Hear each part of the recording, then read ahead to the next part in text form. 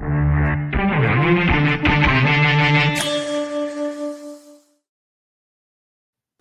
fans, welcome into another episode of the Buckeye Breakdown podcast. Excited to be with you as we kick off week number 5. Hard to believe that we are 5 weeks in. If you're catching us here on the YouTube channel, thanks for jumping in and hanging out with us. Make sure you're subscribed to our channel, like the videos, drop a comment in there. Appreciate all the support that you guys give us here on the YouTube channel. Eclipsed 5,000 followers a couple weeks ago, so love seeing that number continue to grow. So appreciate all that support. Make sure that you are locked in there. Also, make sure you're heading over to our new site, Buckeyes Roundtable. The QR code's over my right shoulder up here. Hit that QR code. I also got it going on the Kevin cracking me up on the ticker below. You can get there any way you know how. Tons of great content over on our site. You can interact with us. You have direct access to me, all of our writers, Kevin as well, as we are jumping in there and making sure that all of our content is fresh and ready for you. But the weekend, although the Buckeyes were off, a lot of good action from Saturday. And Kev, we didn't even talk about this pre-show here, so I'm going to throw a couple things at you. But around college football was a ton of fun. Saturday was a great day of college football. Michigan and Nebraska was awesome. And in the 3:30 slate, there were a few good night games. Not sure what you got to catch, Kevin, on our weekend off, but any games that stood out to you from Saturday? Yeah, I mean, obviously the Nebraska game was a big one. You didn't. Hey, by the way, you didn't lie about that atmosphere, man. It's nuts. It's crazy. Yeah. That was a good one. The Mizzou game was, I mean, interesting. I've never seen someone try to do an onside. Or was it Nebraska? No, it was Mizzou. Try to do an onside punt.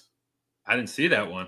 Explain the situation. I want to say there was a sack for a safety, and they tried to do an onside punt, and Mizzou got it. The other game to talk about is Clemson lost again, but great that Clemson lost, but kind of bush league that Syracuse was having players fake injuries to slow down Clemson. Like, that's just – there's no room for that. I hate Clemson as much as the next person, but that's so cheap and annoying, and, like, I get it. It's similar to when Oregon had the extra guy on the field. Like, you got to cheat to beat the team. Like, you don't deserve the win. I can't tell if you're trolling or not. Are you kidding? No, they were. I couldn't tell if you actually hated it or not. They were remembered by the ACC today because of it. Yeah. Like, that's annoying. Like, granted, my hatred for Clemson resides solely in the head coach. That's what my thought was. I was like, wait a second. No, it's the head coach in Oklahoma. He's the – Oh, Venables, yeah. Yeah, he's the issue. I don't have any problems with – I mean, I thought Coach Sweeney was a good guy. I mean, I don't know how much longer he's going to be at the helm there. But. Well, okay, let's talk about that real quick. Did you hear or see his post-game or his Tuesday press conference or whatever from last week? No. So basically they asked him – the question was like, hey, what do you want out of your offense? And he goes on like a 10-minute rant of like, if you're going to get rid of me, but I've proven to be all this stuff. And then they go out and they kind of get rolled there. By Syracuse. But, Kev, looking at that Nebraska-Michigan game, was there anything that stood out to you? I thought it was kind of first of all, the environment was sweet. I thought the back and forth in the game was pretty cool. But, I think what Michigan showed in terms of, their ability to run the football, it's not all that dissimilar from what they've been in the past. But I still do think that their passing game is leaving a little bit to be desired as they continue to try to develop Bryce Underwood early in the season. Yeah, I also think that like their run game was good, but it was a few big plays that kind of popped, and that was it. So like it's not so much that they're running it down your throat with 13 play drives that are getting 3 to 4 yards a carry and just walking it down the field, maybe an 8-yarder here and there. Like it was like a couple big pop plays. And I know Nebraska's kicking themselves. I know they tied it at the end of the game, or at the end of the half, but that run was just a bad tackle in space, and they sold out. It was weird. They didn't really have any safeties back, and everyone was blocked up well. I mean, credit to the men in whatever color they were wearing that night. But it It was like that play was like a big. It reminded me of when we went zero blitz and they just gauged us and that 22 or 23. Very similar for sure. So that game was awesome. I know Buckeyes fans had their eyes on that one for sure. And then the one that I was pretty dialed in on was the nightcap in the Big Ten. It was the Illinois-Indiana game because Ohio State's prepping for a trip to Champaign here in a couple weeks, and holy cow, the Hoosiers just thumped Illinois. Like, it wasn't even a game. It wasn't even close to being a game. That was a surprise to me. Yes and no. I thought it would be closer. I thought both these teams are a little overvalued, but it's pretty evident that Illinois was severely overvalued. You were on that. You were on that early. You've been on that. I mean, it just didn't make sense to me. And this showed it. Like, they're just not at a caliber. Like, you're talking about an Indiana team that just played in the college football playoff last year. Like, they lost a lot of guys, but playing in one of those games that grows you as a player, and it was evident that the team across the field with them was not ready to play. They had all the lights on them, and they shriveled up. Yeah, it was their chance. It was their chance to really make a huge statement and catapult themselves into the national conversation, and they dropped the ball on it. And I wouldn't even say they dropped the ball; they just got thoroughly dominated. And I think more so, in my opinion, it was more like a credit to Indiana. I think Indiana, and kind of how you say that, like, they took the next step up. It's like, hey, they were in the playoff last year. Probably was a lot of folks doubted them for the right reasons. They go and get run by Notre Dame in that first round, but now it feels like they took that another step up to try to compete and move on and get deeper into that playoff push. So thought that was really cool. And then the game that we talked about previewing was the Washington State game. And the Huskies rolled in that game. We kind of saw that one coming. Washington State, not very good. North Texas. Now, North Texas beat the brakes off them a couple weeks ago. And then North Texas ripped out the best turnover celebration in an era where the turnover celebrations are kind of coming back down. The North Texas Green Wave rip out the Stone Cold Steve Austin on the sidelines where they smash the beer cans together and do the celebration. Thought that was awesome. That came across my timeline. But Washington rolls Washington State. So those are some of the games that we previewed. We'll get into that one here in a little bit, as you can see on our ticker down the way. But the big news for Ohio State this weekend, maybe outside of their opponents, was the announcement that Angelo Smith announced that he is going to commit to the University of Ohio, commit to Ohio State. He commits over Miami, Oklahoma State, and Toledo were some of the offers that he has. Now, why is this relevant? Angelo is the younger brother of Jeremiah Smith. Now, they are not the same type of player. He's listed as an athlete, but he stands at 5'10" compared to Jeremiah's 6'4". He weighs in 170 pounds, but he's a 3-star, comes from Florida. Always good, Kev, to keep the family ties within Ohio State. And anytime you add another Smith to the roster, that doesn't hurt things. And it's good to see that Ohio State's just racking up the good, some high quality recruits even throughout this season. But like I said, putting another Smith in the family is always a good thing. Yeah, I mean, if he's got half the work ethic his brother has, I mean, I just looked up quickly and they got him as this is a safety. You don't need to be that big as a safety. Just have that type of work ethic and just get after it. And that, I mean, look at what Caleb Downs is doing. That's just an example. But I think it's good. It's good to have guys, recruit guys that are coming from good families and are coming from good background. And honestly, it's a good way to keep Jeremiah happy. Like, hey, that's half the game now. That's a really good point. Like, say he commits to Miami and he starts hearing what the what life's like as a Miami Hurricane, that changes things. You make a really good point there. That it certainly helps that. But I also like, if he's got, like you said, even half the work ethic that big brother has, that the Buckeyes are going to like what they have. So they land Angelo Smith as kind of the capper to their bye week, and they turn their sights to Washington. Now, one of the things that kind of came to light today, many Buckeye fans know this, but Ryan Day is a crystal clean 6-0 coming off of a bye week. He's got wins. His first win comes over Maryland. The average margin of victory is over 40 points.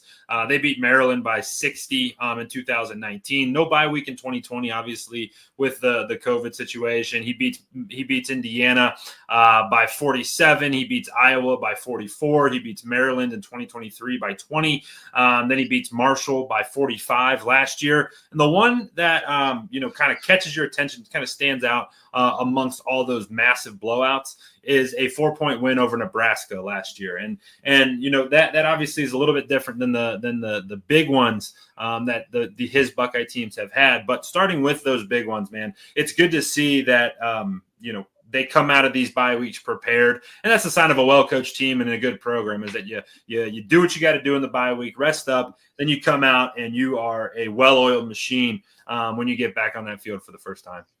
Yeah, I think that was the Nebraska for the first or second bye week last year. Is that for the second bye week? It was the second. That's the other part that people don't usually realize is, you ramp up, then ramp down, then ramp up, then ramp down. Like in the regular season, up until last year, it was play to the bye week. It was 2 halves of the season. Now it's like one, each of them were a third before you hit the postseason. I think that plays a little bit of a role. I think it was also, hey, we're trying to make sure guys that are banged up are – I don't know if everybody played in that game. I'm not 100% sure, but Nebraska wasn't a bad team. I mean, Matt Rhule is a well-coached team. I mean, he's a good coach. He knows what he's doing. And that is same to be said about the Huskies. Like, they were in the – I know DeBoer's gone, but they were in the CFP, in the national championship 2 years ago. Like – DeBoer left, but there's still people in that program that were a part of that team, and they've won by a combined. I mean, they've won 108 plus 59 is. Here we go, math guy. Come on, 108, 168 to 55. Like that's crazy. Like their offense is phenomenal. Right? We talk about their defense, which. Granted, I don't think Colorado State, UC Davis, or Washington State, even though Washington State is known for their offensive prowess, I don't think they're very good offensive teams this year. Yeah. But that's just the reality. Yeah, no, it's good to see. And like you said, it's a really good point about the 2 bye weeks. And Ohio State's going to have another one here in about a month. So they'll have another bye week there at the end of this 4-game stretch. But really, it's always a sign of a well-coached team. And Ryan Day – very obviously is a fantastic football coach, and these guys are going to be prepared for what they for what they face. Not only Kev coming out against Washington, but for this stretch of games that they have lined up, because this is fun, dude. It was cool to see Big Ten games, meaningful games, getting away from the top teams in the country playing low-level programs. It was good to see like the bigger logos getting together, the bigger brands getting together. And for Ohio State, man, this stretch, we've talked about it a little bit. This stretch is a lot of fun. Go out to Washington, come home for Minnesota, then hit the road for Illinois and hit the road for Wisconsin, which they may be. We'll get to them in a little bit. But the big news there is that the Minnesota game just got announced that it is at 7:30. So Buckeye fans everywhere, celebrate. We get another night game, and you're going to be in attendance for that game, if I remember. Yes, I will be. Heck yeah. No, that's awesome. This is going to be a fun start to Big Ten play for Ohio State. No, it'll be a good game. It'll be fun. Sorry, you lagged out there for a second. I think you said it'll be a good start. It's a fun stretch, man. And it's like when you get the Big Ten play going. That's what it is. And people are playing games that matter. You said meaningful games, exactly that. Like, you need to playing and slapping around a bunch of teams that you're going to beat. Like, aside from us and obviously North, who played 2 good SEC teams, it's hard to really get up for those games. Like Washington against Colorado State and UC Davis, like their only big game in the first 3 games was Washington State last week. Like they started with a bye week 3. That's crazy. So then they got Washington State, which is technically a rivalry game, but it's just hard to get up for games you're going to win. And that's the beauty of college football. There's some games where you have to play when you're not necessarily super motivated to play those games. Mm-hmm. Because you're like, oh, we got to go out there and do this. Like, it's mundane, but Yeah. you've got to. And that's Yeah, where it's football. That's what you got to do. Like, I don't think the Packers really wanted to play the Browns yesterday. We saw what happened there.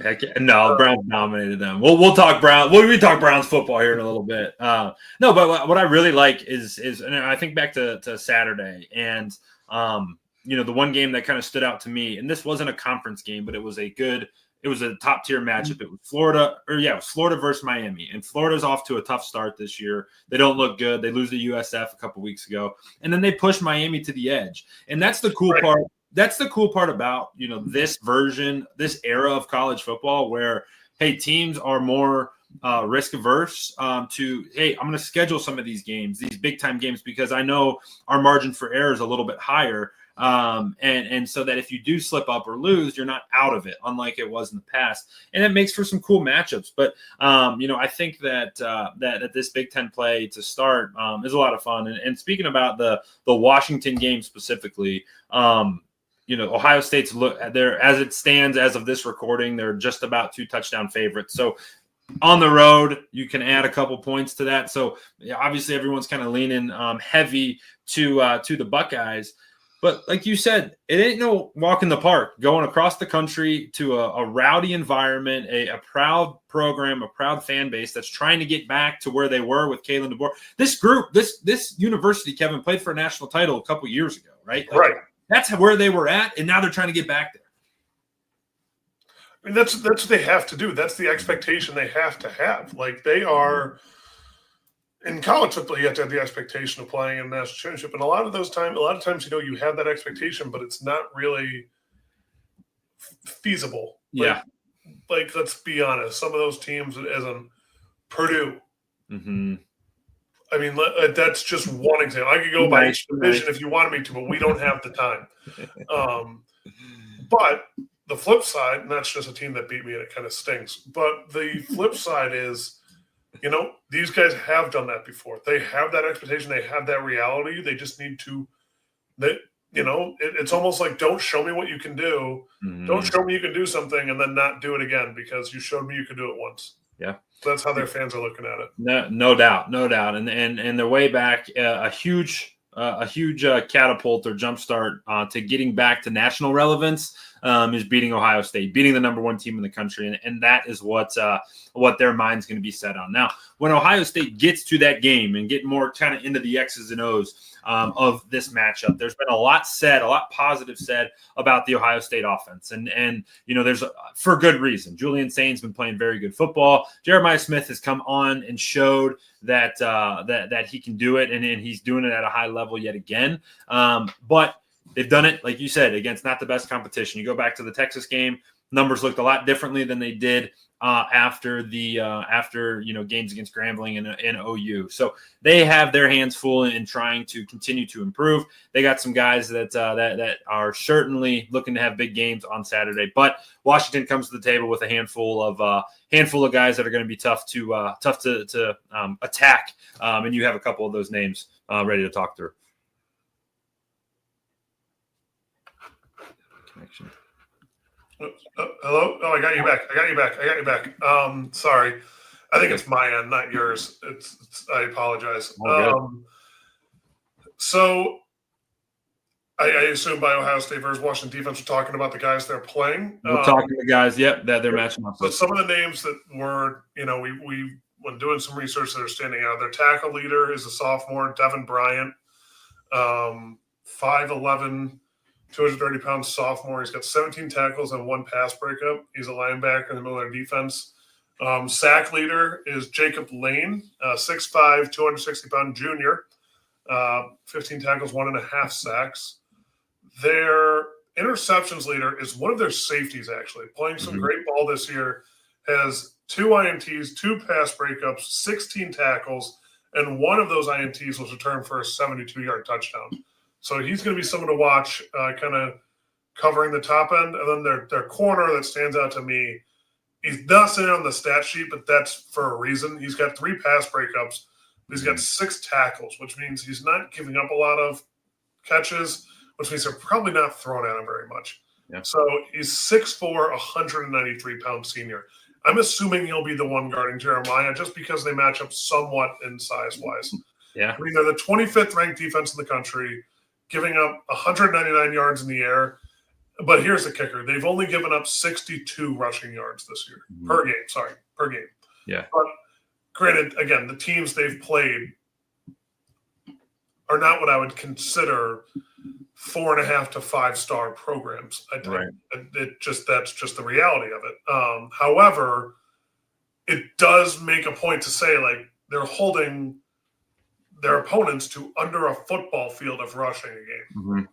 Yeah, no, it's that to do that. I don't care who your opponent is, right? I mean, we think back to the Grambling State game for Ohio State. They give up 100 yards, over 100 yards in that game, so it doesn't matter, who you're going against. What does matter is the numbers that you are putting up. And, just looking at a big picture, you give up 21 points to Colorado State, only 10 points to UC Davis, the 24 to Washington State one. That's kind of what stands out to me is like, this isn't a super dominant group, because you'd like to see, games against Washington State and Colorado State be like those shutdown type games where you don't let the teams in the end zone, or you only give up 3 points or 10 points.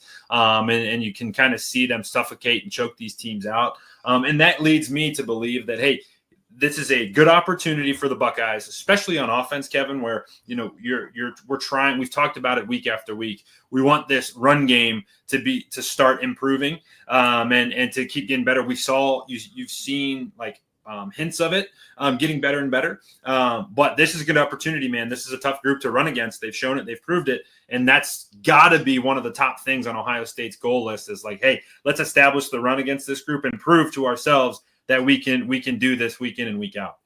Yeah, I mean, that's the reality. Because if they're going to have these guys coming over the top with the safety 6'4" corner, you can't be throwing on them all day. Like, it's going to be under routes or meshes. Like, do whatever you need to do to get the ball into the playmakers' hands. But if you're not running the ball and they can stop the run with only having 4 or 5 guys in the box, they have no reason to be playing 5, 6, 7 guys in the box to stop the run, and you would get single coverage outside of it. Yeah. And if you do that, God bless you, because Ohio State, when that does happen, if you can start running the ball and add guys to the box, that's when those big plays start to happen. It's the tale as old as time, and that's what Ohio State's trying to get to as they take that next step in their quest to return as national champions and continue to improve this 2025 team. So, Kev, as we kind of close up our show here tonight, want to kind of talk about a couple keys. We always end our shows with keys to victory